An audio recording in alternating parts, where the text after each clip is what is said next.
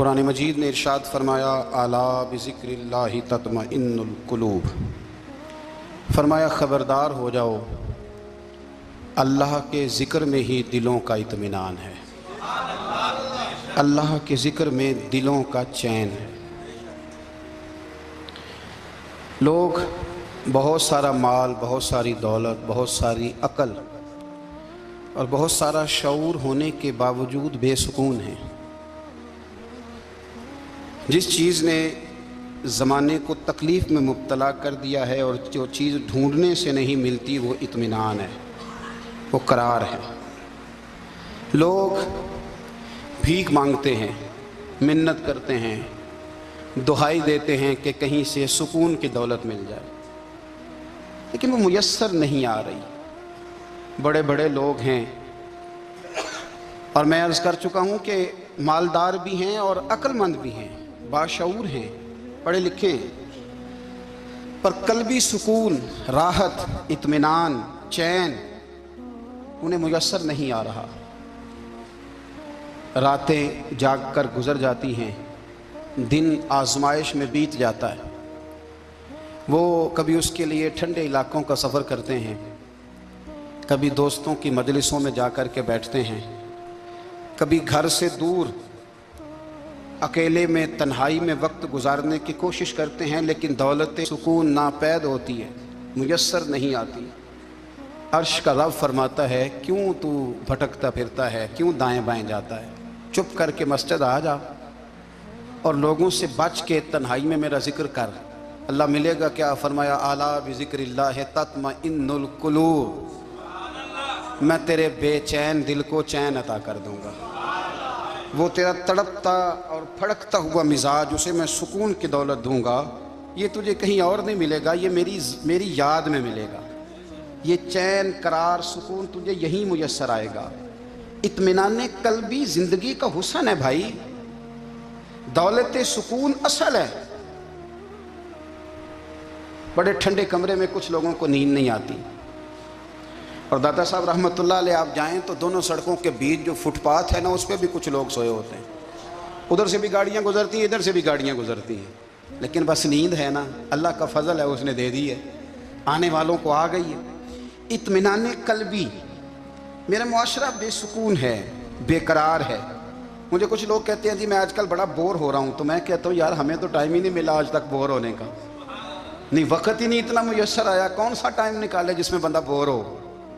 وہ تو ہے کہ انسان کچھ فارغ ہو، کہیں اس کے پاس گنجائش ہو تو بور بھی ہو لے۔ کیسے بور ہو لیتے ہو؟ یہ کیا ہوتا ہے بور ہونا؟ زندگی میں اتنا وقت ہی کہاں ہے کہ انسان بور ہوتا پھرے اور یہ تصور بناتا پھرے کہ میں بڑی آزمائش میں ہوں، تو میں بڑے بور ہو رہا ہوں، تو میں بڑی تکلیف میں ہوں۔ تو وقت بہت زیادہ ہے ہمارے پاس، لایانی کاموں میں ضائع بڑا ہوتا ہے، تو ہم بور ہوتے ہیں، پریشان ہوتے ہیں۔ اللہ فرماتے ہیں یہ جو میری یاد ہے نا، لیکن اس کا بھی ایک طریقہ ہے یاد کا، اس طریقے سے اگر میرے رسول کریم علیہ السلام نے فرمایا اللہ کا ذکر اس طرح کرنا کہ دیکھنے والا تمہیں دیوانہ سمجھے، لوگ سمجھیں کہ کوئی مجنون ہے، کوئی جنونی ہے، کوئی پاگل ہے۔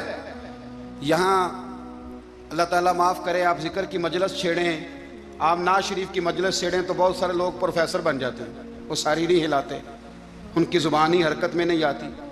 حالانکہ رب کریم کا ذکر اس طرح کرو کہ دیکھنے والا تمہیں دیوانہ سمجھے، کہیں اور کھونے کی ضرورت ہی نہیں۔ میرے حبیب گویا ہمیں فرماتے ہیں تو رب کے ذکر میں اس طرح کھو جا کہ تجھے دنیا کا خیال ہی نہ رہے، تجھے پھر دنیا کی ہوش نہ رہے۔ لیکن اگر نماز میں بھی خیال غیر آئے، ذکر میں بھی توجہ کہیں اور ہو، زندگی میں وہ عجیب لمحہ تھا، وہ میرے ساتھ تھا اور میں تنہا تھا۔ اگر ماحول یہ ہو کہ آپ کہیں جسم کے ساتھ تو موجود ہوں، روح موجود نہ ہو، تو پھر لذت ذکر بھی میسر نہیں آتی، پھر کیف نہیں حاصل ہوتا۔ یاد رکھیں کہ اس طرح کھو کے رب کی یاد کہاں سے کیف آئے گا؟ الجھ ہی پڑا گئے ہیں۔ وہ مستی، وہ سرور، وہ کیف جو اللہ کے ذکر میں ہوتا تھا، جو کبھی مرشد کامل کے سامنے بیٹھ کر لوگ اللہ اللہ کرتے تھے تو لگتا یہ تھا کہ یہ یہاں ہیں ہی نہیں، یہ تو کہیں اور چلے گئے ہیں، یہاں موجود ہی نہیں۔ لیکن اب وہ موج نہیں، وہ شوق نہیں، وہ درد نہیں، وہ ذیل نہیں۔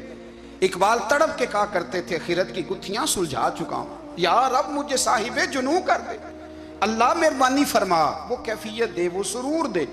زندگی میں اگر اطمینان چاہتے ہو تو کبھی کبھی سب کچھ بھول کے نا تو مست ہو جایا کرو رب کی یاد میں۔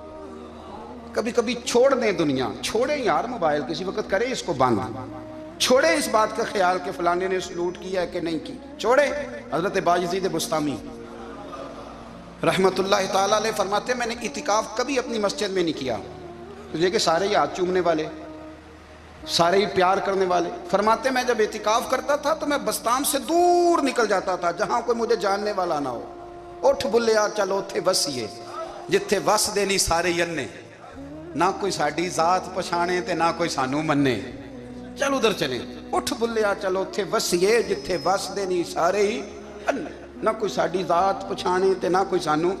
اتنا شوق ہے سلوٹ کرانے کا، اتنا شوق ہے تعارف کرانے کا، اتنا شوق ہے اپنا بتانے کا، تو یہ چیز غلبہ کر جاتی ہے، پھر نام رہ جاتا ہے، روح نہیں رہتی، پھر وجود رہ جاتا ہے، پھر باطن کی کیفیت نہیں رہتی۔ خدا را اپنے آپ کو بے چین نہ کرو، بے قرار نہ کرو، بے سکون نہ کرو، رب کی یاد میں آ جاؤ، درود و سلام میں آ جاؤ، نعت کے حسن میں آؤ، تلاوت کی دنیا میں آؤ، سجدوں کے نور میں آؤ۔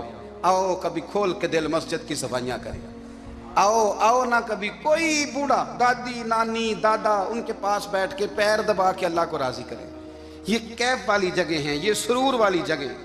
اتنی بے چین ہماری زندگی ہے، بے قرار ہے، تڑپتے ہوئے لوگ، لڑتے ہوئے لوگ، ایسے لگتا ہے اب یہ ایک دوسرے کا گریبان تھام لیں گے، بے قرار بے چین۔ کسی کو انتظار کا کہا جانا کہ 10-20 منٹ کسی کا انتظار کرو، تو بعض لوگ مجھے ایسے لگتا ہے جیسے ان کا کلیجہ پھٹ جائے گا، ڈاکٹر کے انتظار میں بیٹھے ہیں تو بڑے پریشان ہیں۔ کسی کو ملنے گئے ہیں کو آدھا گھنٹہ بیٹھنا پڑ گیا تو بڑی دقت میں ہیں۔ اپنے آپ کو سکون دیں۔ آپ یقین کریں بڑا مزہ آتا ہے کبھی کسی کا انتظار کرنا پڑے تو 2-4 تسبیح درود شریف پڑھی جاتی ہے، یعنی ذوق بن جاتا ہے کہ چلو اللہ نے موقع دیا ہے، کوئی سرکار کو یاد کر لیں، تنہائی مل گئی۔ ہمارا مزاج جس سختی کا شکار ہے وہ سختی آہستہ آہستہ ہمیں زیادہ آزمائش میں ڈال گئی۔ تو میرے بھائی زندگی میں اطمینان حسن ہے، اور وہ سب سے زیادہ اللہ کی یاد میں ملتا ہے، وہ سب سے زیادہ رب کریم کے ذکر میں۔ سب سے زیادہ جو چاہتا ہے نا دل ٹھنڈا رہے، زبان میٹھی رہے، وہ مدینے والے محبوب پہ درود و سلام پڑھا کرے، وہ حضور پہ درود و سلام پڑھا کرے، زبان میٹھی رہے گی۔ میرا ذاتی تجربہ ہے کہ جو آدمی اپنے اخلاق سنوارنا چاہے وہ حضور پہ درود شریف پڑھے، جو اپنے اخلاق سنوارنا چاہے، طبیعت کو ٹھنڈا رکھنا چاہے، وہ درود شریف پڑھے، اس کا دل سکون میں آئے گا۔ کچھ کام اور ہیں زندگی میں اطمینان کے لیے، ان کا ہونا بھی بڑا ضروری ہے۔ سب سے پہلے اگر آپ چاہتے ہیں نا زندگی میں سکون ہو تو حقیقتوں کا سامنا کرنا سیکھیں۔ آپ جو ہیں وہ رہنا سیکھیں، جو آپ نہیں ہیں وہ بننے کی کوشش نہ کریں۔ حقیقت کا سامنا کرو گے تو زندگی اطمینان میں آ جائے گی۔ ہم نے نا بہانے بنا لیے ہیں، ہیلے بنا لیے ہیں، جھوٹ کے سہارے اپنے آپ کو اونچا کر لیا۔ ایک آدمی سے کہا جاتا ہے تو رشوت نہ لے، تو کہتا ہے میں غریبوں سے نہیں لیتا۔